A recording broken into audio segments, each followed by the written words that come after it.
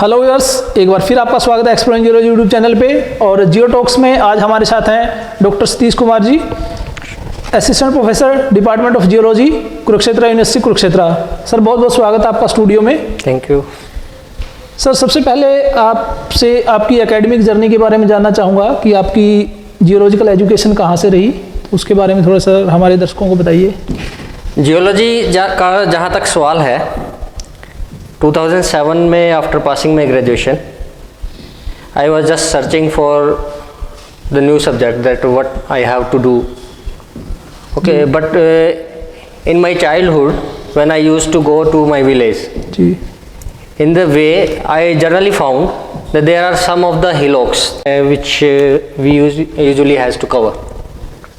So sometime I asked to my father that what are those features. तो उन्होंने बताया कि ये these are the parts of the Aravalli Hills. जी। तो locally वो अरावली हिल्स, उसके रेमिनेंट्स जो थे उसके बारे तो क्यूरियोसिटी होती थी कि भी कोई ऐसा सब्जेक्ट हो कि भी इस सब्जेक्ट को पढ़ना चाहिए। तो जैसे ही हम ग्रेजुएशन पास आउट हो रहे थे तो उसी टाइम पे हमारे एक सीनियर मिले, तो उन्होंने थोड़ा इस सब्जेक्ट के बारे में बताया कि भी इस तरह से है, जियोलॉजी अर्थ की स्टडी है, इस तरह से आप नेचर के साथ जुड़ सकते हैं, सोसाइटी के लिए वर्क कर सकते हैं। तो उसके अंदर इंटरेस्ट और ज़्यादा डेवलप हुआ जी। तो उसके बाद जो कुरुक्षेत्र यूनिवर्सिटी कुरुक्षेत्र में जो जियोलॉजी डिपार्टमेंट है वहाँ मैंने अप्लाई किया, और अप्लाई करने के बाद वहाँ एडमिशन हुआ। तो उसके बाद पीजी वहाँ से की। तो उसके बाद फिर मैंने प्राइवेट जॉब ज्वाइन किया, फिर मुझे चांस मिला कि पीएचडी में एडमिशन लेने के लिए जी। तो पीएचडी में एडमिशन ने कि ये सब्जेक्ट ये भी था कि पीएचडी किस चीज़ में करनी चाहिए। तो मेरा इंटरेस्ट था कि कुछ सोसाइटी से रिलेटेड चीज़ भी होनी चाहिए जो कहीं ना कहीं आप सोसाइटी को कुछ वापस दे सको जी। तो इंजीनियरिंग जियोलॉजी फील्ड मुझे मिला, जिसमें engineering geology plus geo hazards which are directly related to the society. तो मैंने लैंडस्लाइड के ऊपर काम किया with the engineering geological aspects ji in my PhD. तो सर आपका जो रिसर्च स्पेशलाइजेशन है इंजीनियरिंग जियोलॉजी और geological hazards, geo hazards basically जिनको हम बोलते हैं, इसके बारे में मैं चाहूँगा कि दर्शक थोड़ा सा और जाने, क्योंकि एक क्यूरियोसिटी रहती है। जो इंजीनियरिंग जहाँ पे टर्म आ जाती है वहाँ पे बेसिकली जो टेक्निकल फील्ड है और कोर जो हम कह सकते हैं बीटेक और एमटेक, उस तरीके की स्ट्रीम्स जो है डोमिनेंट रहती है। तो जियोलॉजी इंजीनियरिंग से किस तरीके से रिलेटेड है? अगर मैं शॉर्ट में अगर आपको बताऊं, जो भी सिविल इंजीनियरिंग प्रोजेक्ट्स हैं पर्टिकुलरली उनको फैसिलिटेट करती है जियोलॉजी जी। अगर मैं इसको थोड़ा सा एक्सप्लेन करूं तो all kind of structures where they have to build on ground. Definitely. Okay. So they require stability. अगर कोई जियोलॉजी है, because engineering people have very less knowledge of geology. And earlier it was the practice कि engineer है, civil engineer है, वही सब कुछ करता था जी।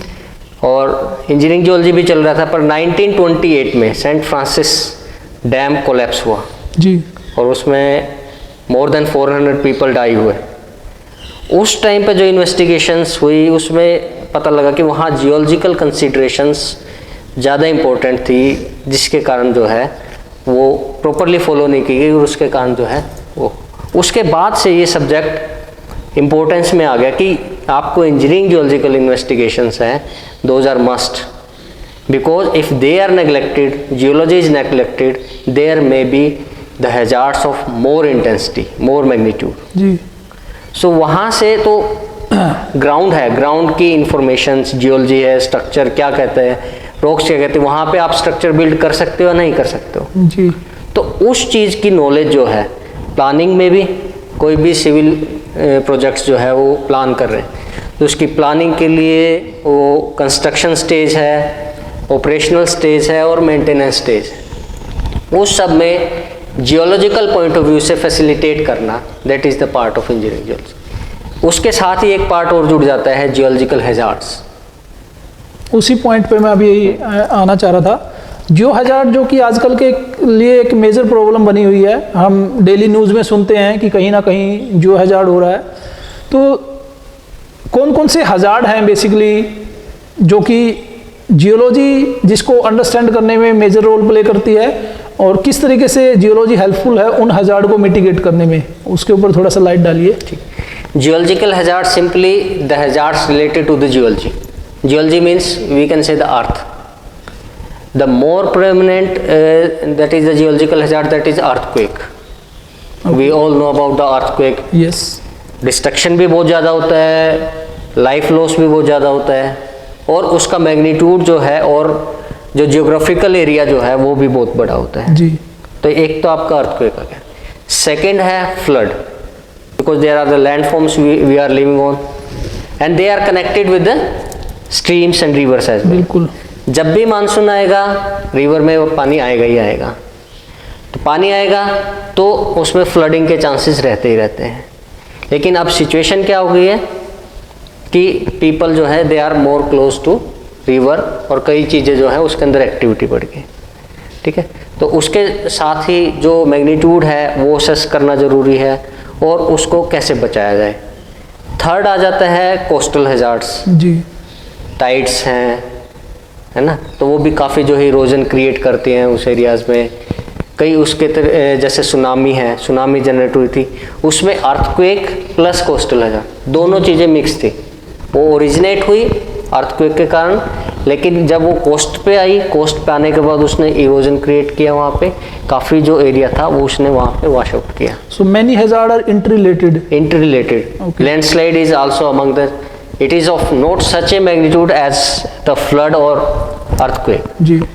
बट इन माउंटेनियस एरिया उसमें क्या है कि आपके रोड्स होते हैं, they are the life line, and suddenly a landslide happen, the all the road will be blocked. वो जो लाइफ लाइन है, पीपल की कनेक्टिविटी है, वहाँ से फूड सप्लाई होना है, क्योंकि जो हिली टेरेन्स है उसमें मैक्सिमम फूड जो है वो सप्लाई होता है, वो नीचे से जाता है, लेकिन वहाँ पे खाना ही नहीं पहुँच पाएगा। बिल्कुल। तो वो एक ज़्यादा बड़ा एरिया ना होते हुए छोटा एरिया होकर भी वो ज़्यादा प्रॉब्लम क्रिएट कर देता डेफिनेटली। है, और उसको मेंटेन करना और ज़्यादा कॉस्टली अफेयर होता है। तो ये इस तरह के हैजार्ड्स जो हैं ये ज़्यादा प्रिवेलिंग है। ओके, तो इन जो हजार्ड आपने बताए इनको प्रॉपरली अगर अंडरस्टैंड करना है तो जियोलॉजिकल नॉलेज होना बहुत ज़रूरी है। डेफिनेटली।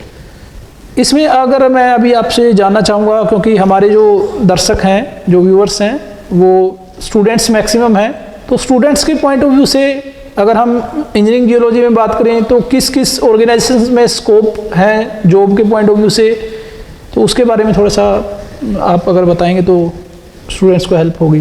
देखो, इंजीनियरिंग जियोलॉजी का जहाँ सवाल आता है, जितने भी construction, civil construction related projects हैं, whether it is a building, whether it is a dam hydro power projects, whether it is a tunnel project, whether it is a highway और road construction project, in every field related to the civil construction geology is having its scope. अगर आप organisations की बात करते हैं तो organisation है geological survey of India, because it provides the consultancy and services to the other organisations, those are directly related to this civil engineering projects. National hydro power corporation limited, HCC, Hindustan construction company, there the metro companies, NHDC, okay, and Satluj Jal Vidyut Nigam. Ji. So there are so many companies which are hiring for Geology, engineering geology. Geology background students. अभी sir मैं आपसे जानना चाहूँगा कि basically अगर हम देखते हैं तो engineering geology is looking more to engineering mean civil engineering, less geology.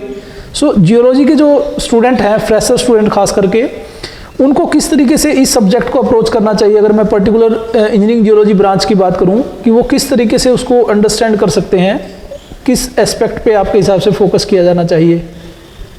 मैं समझता हूँ जो इंजीनियरिंग जियोलॉजी है, this is not more related to engineering, but it is facilitating the engineering, okay. And engineering geology is a applied subject ji, which covers the all the branches of the geology. because without understanding the petrology, you cannot identify the rock, you cannot go into the mineralization of that rock, and how the minerals are affecting the stability and strength of that rock. Ji We will not be able to know. Structural geology we must have to know, because the structures those are developed in the rocks, those are the more important features which directly affect the stability and strength of the rock. Similarly, groundwater, it is also very much important, because you know that if there is a water present in a rock, okay, or it is coming in the rock mass, okay, it will create its passage to go through that rock mass. Ji For that it will create the erosion, okay, and after that there will be some space left created by that water due to that its erosional feature, ji okay, and that will weaken the rock mass. Here I am taking the example, if you go the highways which are badly affected, okay, you will found that there is a poor drainage system. So for that hydrology we also have to consider. So stratigraphical setup, we also have to know what are the stratigraphical setup of the rock, how the rocks are arranged, whether they are in a they are arranged with the principle of horizontality, or they are getting distorted by the tectonic effect, or they are inverted. Okay, so all the aspects we have to study. Along with that, some of the geotechnical aspect, geomechanical classification, which are also based on the geological parameters. So whatever I am understanding, it is I can say it is applied aspect of geology. Yes. यहाँ पे एक question मेरे mind में जो आ रहा है और students को भी काफ़ी कंफ्यूज करता है, हमारे पास काफ़ी क्वेरी आती है कि एक जियोलॉजी और अप्लाइड जियोलॉजी टर्म जो यूज़ होती है, बेसिक डिफरेंस क्या रहता है, तो उसके बारे में आप थोड़ा सा इलेबोरेट कीजिए। देखो, अप्लाइड से डायरेक्टली जो हम समझते हैं, applied means the knowledge of geology we are applying in the field for the benefit of the society, ji to facilitate the society. Particularly if we just talk about the petrology, okay, there are the study of rocks, okay, their petrography in thin section with the geochemical analysis as well. Petrology and geochemistry we generally take it together, okay, to know the chemistry of that. Okay, these are the basic parts. Particularly stratigraphy, it is also taken as the just a basic geological part in which we have to understand the geology. Ji Okay, but that basic part has to applied in the field, so we have to take it conveniently so that we can apply it into the field. Suppose there is a rock formation is there, there is a strata there, okay, we have to build a structure there, then we have to study, yes, what is the arrangement of the rock, whether they are distorted or not, whether they are fractured or not, whether they are having the competent or incompetent layer, because incompetent layer is having the less strength than the its surrounding rocks, और वो incompetent layer कई बार क्या करती है, eroded हो जाती है easily है, उसकी स्ट्रेंथ कम होती है, तो ओवरऑल स्ट्राटा की स्ट्रेंथ को जो है वो कम कर देती है. तो जब हम इस एस्पेक्ट से सोचते हैं तो हम उसको स्ट्रक्चर के पॉइंट ऑफ व्यू से देख सकते हैं कि वो वहाँ पे स्टेबल रहेगा या नहीं रहेगा.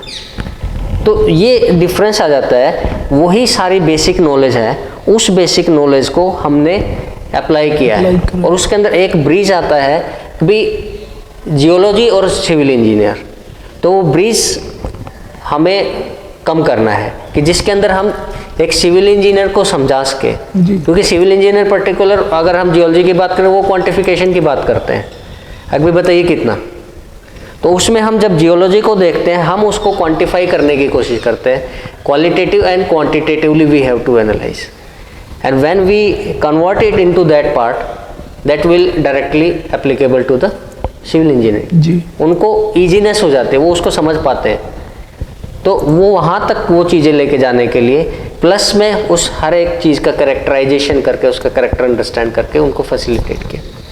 तो इस तरीके से हम जो है एक जियोलॉजी को, एक प्योर जियोलॉजी को हम अप्लाइड जियोलॉजी की तरफ लेके जाते हैं और उसको अदर सिविल इंजीनियरिंग प्रोजेक्ट्स के लिए ओके, अप्लाई करते हैं। आई होप कि अभी स्टूडेंट्स को ये क्यूरियोसिटी जो है उनकी क्लियर हो गई होगी।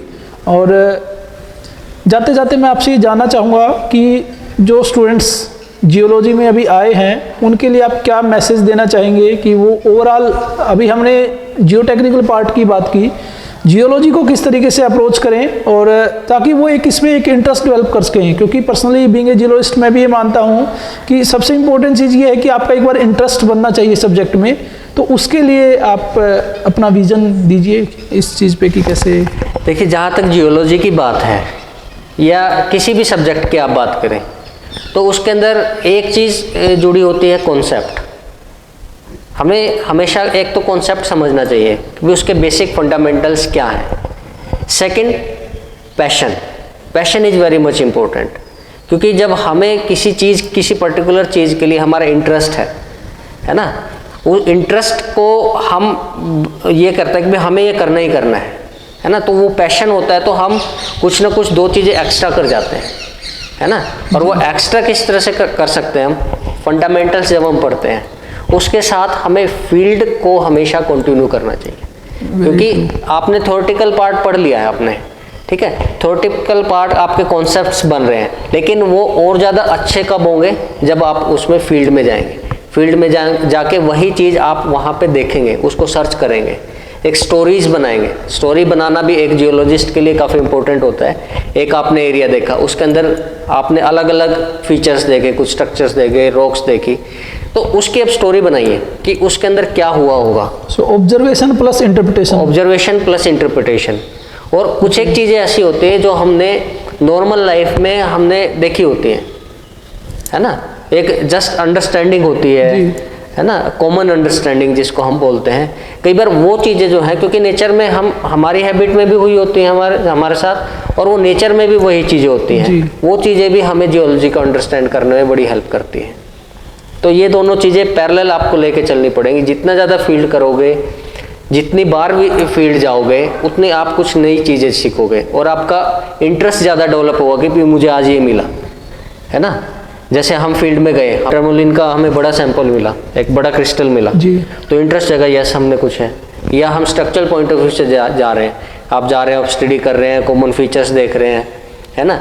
एक नेचर की आप विजिट करते हैं, एक जियो टूरिस्ट होते हुए, जियोलॉजिस्ट होते हुए, एक नॉर्मल टूरिस्ट वो चीज़ उतना एंजॉय नहीं कर पाता जितना एक जियोलॉजिस्ट कर पाता, क्योंकि वो ब्यूटी देख पाता है अर्थ की कि किस तरह से उसमें स्ट्रक्चर्स डेवलप हुए। और जब आप ढूंढते हो तो आपका इंटरेस्ट भी बनता है, आपको खुशी भी होती है, तो आप उसके अंदर और अंदर जाते हो, आपकी लर्निंग इंक्रीज होती रहती है। जी, अभी सर जैसे आपने फील्ड की बात की और आई कम टू नो दैट आपने अभी नारनौल एरिया में फील्ड किया, तो आपका क्या एक्सपीरियंस रहा इस एरिया के बारे में और किस तरीके से आप उसको देखते हैं कि अगर जियो टेक्निकल पॉइंट ऑफ व्यू से देखें या ओवरऑल जियोलॉजी के पॉइंट ऑफ व्यू से देखें तो कैसा लगा आपको एरिया? जियोलॉजी के पॉइंट ऑफ व्यू से Narnaul is a very important area, और बिगिनर्स के लिए जो है स्टार्ट कर रहे हैं जियोलॉजी, उनके लिए भी बहुत इंपॉर्टेंट एरिया है। काफ़ी कुछ सीखने को है, not only for the beginners but those who have studied the first year और they have just cross in their second year और they have passed this masters course और they have just passed their degree course. For them as well, it is very important area, because at every point of time you will learn something new. It is not a area that everywhere you will find the same thing. At every step you will find the different mineralization, different rock types. There are the variation in the rock types. Okay, there are the dikes. Okay, they are penetrating. Further they are fracturing. How they are fracturing? What are the features they are making? It is very interesting. जी. तो ये area ऐसा है, नारनौल जो है, पहले ये मेरी second visit है. इससे पहले मैं आया था तो ग्राउंड वाटर रिलेटेड जो है हमने थोड़ा सा सर्वे वहाँ पे किया था. हमारे एक सीनियर थे, उन्होंने डेमोन्स्ट्रेट किया था. तो ग्राउंड वाटर वो जनरली जो साउथ वेस्टर्न हरियाणा है उसमें आपके ग्राउंड वाटर की प्रॉब्लम है डेफिनेटली. लेकिन एक ब्यूटी जो दी है, यहाँ की जो है आइसोलेटेड हिल्स बची हैं, लेकिन जब आप उनको ज्वाइन करके देखते हैं वो उसमें एक बहुत ही क्लोज रिलेशन उसके अंदर एस्टेब्लिश होता है. तो वो बड़ी इंटरेस्टिंग चीज़ मुझे लगी यहाँ पे. ओके, तो यहाँ पे मैं एक चीज़ दर्शकों के लिए बताना चाहूँगा कि हम नारनौल की बात करें, नारनौल साउदर्न हरियाणा में एक टाउन है और जो महेंद्रगढ़ डिस्ट्रिक्ट में लाई करता है। तो यहाँ की जियोलॉजी काफ़ी इंटरेस्टिंग, यहाँ के जो विजिटर रहे हैं वो बताते हैं कि काफ़ी इंटरेस्टिंग है। और हमने भी जितनी एज ए जियोलॉजिस्ट ऑब्जर्वेशन ली है, कुछ वीडियोस भी हमने बनाए हैं नारनौल की जियोलॉजी के ऊपर, वो भी आप विजिट कर सकते हैं। अगर इस डिस्कशन के रिगार्डिंग आपका कोई क्वेश्चन है तो आप नीचे कमेंट सेक्शन में लिख सकते हैं, हम एक्सपर्ट के पास आपकी क्वेरी पहुँचाएँगे और वहाँ से जो रिप्लाई मिलेगा हम आपको पास ऑन करेंगे। तो सर, इस विषय पे हमसे बातचीत करने के लिए बहुत बहुत धन्यवाद। हमारे साथ अपना कीमती टाइम शेयर करने के लिए बहुत बहुत धन्यवाद सर। Thank you Jaipal ji.